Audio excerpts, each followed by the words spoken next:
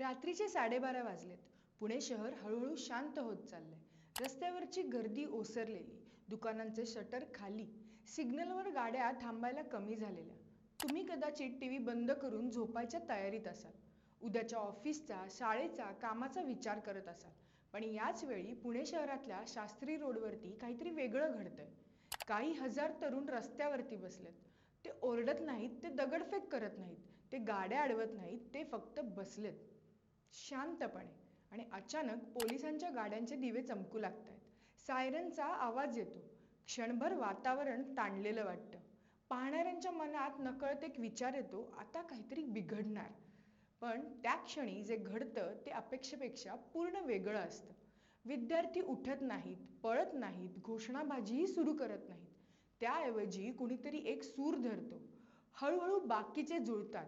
जनगण मन काही सेकंदात हजारो आवाज एकत्र येतात. त्या राष्ट्रगीताच्या प्रत्येक ओळीत तिथला तणाव विरघळत जातो. पोलीस थांबतात, काही क्षण उभे राहतात. रस्त्यावर एक विचित्र शांतता पसरते. त्या क्षणी कुणालाही खात्री नसते, हे आंदोलन आहे की काहीतरी वेगळंच. हा व्हिडिओ काही तासात सोशल मीडियावरती फिरतो. लाखो लोक पाहतात. कुणी म्हणतं हा अहिंसक विरोधाचा सगळ्यात ताकदवान क्षण आहे. कुणी म्हणतं राष्ट्रगीताचा असा वापर योग्य नाही. असंख्य चर्चा रंगतात, वाद होतात. पण या व्हिडिओ आधी एक गोष्ट होती जी फार कमी लोकांना दिसली. 8-9 महिन्यांची दडपलेली शांतता. आणि आज त्या शांततेचा अर्थ समजून घेणं महत्त्वाचं आहे. कारण हा विषय फक्त काही विद्यार्थ्यांचा नाही, तर तुमच्या, माझ्या, आपल्या सगळ्यांच्या भविष्यासोबत जोडला आहे. 31 डिसेंबर 2025. जगभर नवीन वर्षाच्या स्वागताची तयारी. पार्टी, फटाके, काउंटडाऊन. पण या सगळ्या विद्यार्थ्यांसाठी हा दिवस सण नव्हता. हा दिवस होता एका शेवटच्या प्रयत्नाचा. हे सगळे विद्यार्थी MPSCचे, राज्यसेवा, PSI अधिकार होण्याचे स्वप्न पाहणारे. स्पर्धा परीक्षेची तयारी करण्याचं आयुष्य तुम्ही जवळून पाहिलं असेल तर तुम्हाला माहिती आहे हे आयुष्य किती कठीण असतं. सकाळी लवकर उठणं, रात्री उशिरापर्यंत वाचन, लायब्ररी, क्लास, टेस्ट, अपयश, पुन्हा प्रयत्न. वर्षानुवर्ष चालणारी एकच गोष्ट, फक्त वाट पाहणं. या वाट पाहण्यात एक गोष्ट फार निर्णायक असते, वेळ. कारण या परीक्षांमध्ये वेळ म्हणजे वय आणि वय म्हणजे पात्रता. महाराष्ट्र लोकसेवा आयोग म्हणजे MPSC महाराष्ट्रातील सर्वात मोठी स्पर्धा परीक्षा घेणारी संस्था. दरवर्षी लाखो तरुण या परीक्षांसाठी तयारी करतात. PSI हे पद अनेकांसाठी फक्त नोकरी नसते, ती सामाजिक प्रतिष्ठा असते. ती घरांसाठी आधार असते, गावात, कुटुंबात अभिमान असतो. 2025 साठी PSI भरतीची जाहिरात अपेक्षेपेक्षा खूप उशिरा निघाली. तब्बल 7 ते 8 महिने. या उशिरामुळे काय झालं? अनेक विद्यार्थी जे वयाच्या शेवटच्या टप्प्यावर होते ते कागदावर अपात्र ठरले. त्यांनी अभ्यास कमी केला नव्हता, त्यांनी मेहनत कमी केली नव्हती, त्यांनी नियम मोडले नव्हते, पण तारीख पुढे सरकली होती आणि त्या तारखेसोबत त्यांचं स्वप्नही मागे पडत होतं. 4 जानेवारी 2026 परीक्षेची तारीख अगदी तोंडावर. आणि त्याआधी विद्यार्थ्यांच्या मनात एकच प्रश्न घोळत होता, आपण शांत बसायचं का? की एकदा तरी आपली बाजू मांडायची? कारण शांत राहिलं तर कदाचित काहीच बदलणार नाही आणि आवाज उठवला तर कदाचित कोणीतरी ऐकेल. या विचारातूनच 31 डिसेंबरच्या दुपारी काही विद्यार्थी पिंपरी चिंचवडमधून एकत्र निघाले. त्यांचा उद्देश साधा होता, मुख्यमंत्री देवेंद्र फडणवीस यांची भेट. मोठी घोषणा नाही, मोठा गोंधळ नाही, फक्त भेट आणि मागण्या मांडणं. पण भेट झाली नाही, दार उघडलं नाही. संध्याकाळपर्यंत एक निर्णय झाला, पुण्यात जायचं. कारण पुणे हे या सगळ्या स्पर्धा परीक्षेचं केंद्र आहे. शास्त्री रोड, अहिल्यादेवी लायब्ररी परिसर, जिथे विद्यार्थी आहेत, जिथे आवाज ऐकला जातो. सायंकाळी 8 वाजता ठिय्या आंदोलन सुरू झालं. हजारो विद्यार्थी रस्त्यावर बसले, हातात फलक, मनात प्रश्न. पण या सगळ्यात सर्वात जास्त जाणवत होती त्यांची शांतता. कुणी आरडाओरड करत नव्हतं, कुणी चिथावणी देत नव्हतं. सगळेजण थकलेले पण ठाम होते. रात्र वाढत गेली, शहर झोपलं, पण इथे जागरण सुरूच होतं. कुणी चहा आणतोय, कुणी बिस्किटं वाटतोय, कुणी फोन करून घरी सांगतोय, काळजी करू नका, उशीर होईल. काही जण नोट्स उघडून बसलेत, कारण परीक्षा अजूनही डोक्यावर आहे. हे दृश्य पाहताना तुम्हाला जाणवतं, हे लोक आंदोलनासाठी आलेले नाहीत, हे लोक आपल्या आयुष्याबद्दल बोलायला आलेले आहेत. मध्यरात्रीनंतर पोलीस आले, हे अपेक्षितच होतं. पोलिसांचं काम आहे शांतता राखणं, कायदा सुव्यवस्था पाहणं. जमाव पांगवण्याचा प्रयत्न झाला.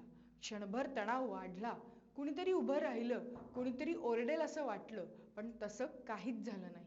त्या क्षणी कुणीतरी राष्ट्रगीत सुरू केलं. हा निर्णय आधी ठरलेला होता का, की त्या क्षणी सुचलेला होता?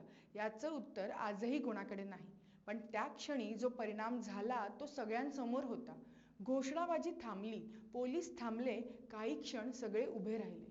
त्या राष्ट्रगीताने कुणालाही दुखवलं नाही, कुणालाही त्रास दिला नाही. उलटं तणाव कमी झाला. हा क्षण कॅमेऱ्यात गेला आणि सोशल मीडियावर पोहोचला. चर्चा सुरू झाली. काही लोक म्हणाले हा खूप हुशार मार्ग होता, अहिंसक विरोधाचं उदाहरण. काही लोक म्हणाले राष्ट्रगीताचा वापर आंदोलनासाठी करणं चुकीचं आहे.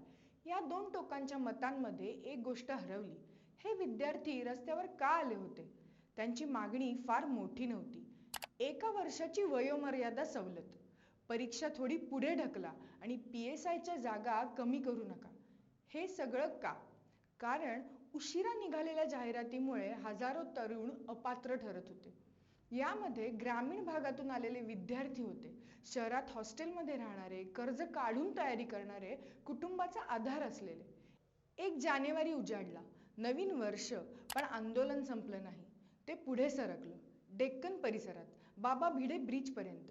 या दिवशी आंदोलनाला एक वेगळं वळण मिळालं. मनोज जरंगे पाटील आंदोलन स्थळी आले. न्याय मिळेपर्यंत इथेच राहीन असं त्यांनी जाहीर केलं. राजकीय नेत्यांनी पाठिंबा दर्शवायला सुरुवात केली. हा प्रश्न आता फक्त विद्यार्थ्यांचा राहिला नाही, तो सार्वजनिक चर्चेचा विषय बनला. पण या सगळ्यातही एक गोष्ट कायम राहिली, सरकारकडून ठोस निर्णय नाही. आश्वासनं होती, मागण्या नोंदवण्यात आल्या आहेत, योग्य निर्णय घेतला जाईल, पण परीक्षेची तारीख जवळ येत होती आणि विद्यार्थ्यांची चिंता वाढत होती. इथे थांबून विचार करा. तुमच्या घरात एखादा मुलगा किंवा मुलगी 5-6 वर्षे स्पर्धा परीक्षेची तयारी करत असेल आणि अचानक कागदावरच्या तारखेने त्यांचं स्वप्न संपलं, तर तुम्ही काय म्हणाल? तो आवाज उठवतोय का, की तो फक्त ऐकून घ्यायला सांगतोय? हे विद्यार्थी कुणाच्याही विरोधात नव्हते, ते फक्त आपल्या भविष्यासाठी उभे होते. MPSC संदर्भात ही पहिलीच वेळ नाही.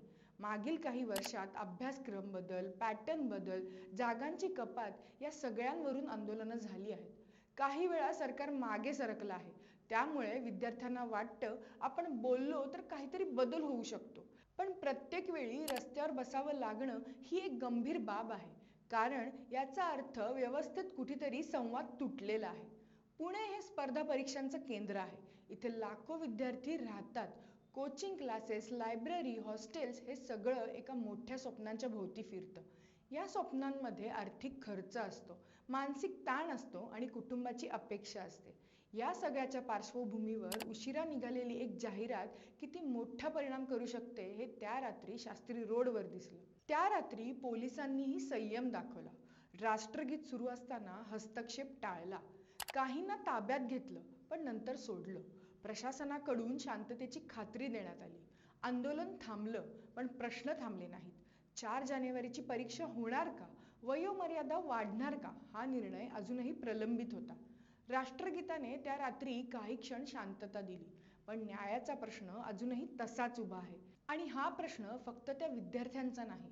उद्या तुमच्या घरात, तुमच्या गावात, तुमच्या ओळखीतील कुणाच्याही आयुष्यात तो येऊ शकतो. कारण स्पर्धा परीक्षा ही आज लाखो तरुणांची वाट आहे. शेवटी एकच प्रश्न उरतो, एखाद्या तरुणाचं स्वप्न, त्याची वर्षानुवर्षांची मेहनत फक्त कागदावरच्या तारखेमुळे संपायला हवी का? हा प्रश्न कुणावर आरोप करत नाही, तो फक्त विचार करायला भाग पाडतो आणि कदाचित या विचारातूनच पुढचा मार्ग निघू शकतो. हा विषय तुम्हाला जवळचा वाटत असेल तर त्यावर बोलूया, शांतपणे समजून घेण्याच्या हेतूने. कारण कधीकधी आरडाओरड करण्यापेक्षा शांतपणे विचारलेला प्रश्न जास्त खोलवर जातो. व्हिडिओ आवडला असेल, उपयोगी वाटत असेल तर लाईक करा आणि पुढे पाठवा. चॅनलला सबस्क्राईब करा. पुन्हा भेटू नवीन व्हिडिओत नवीन विषयासोबत. या बोलूया.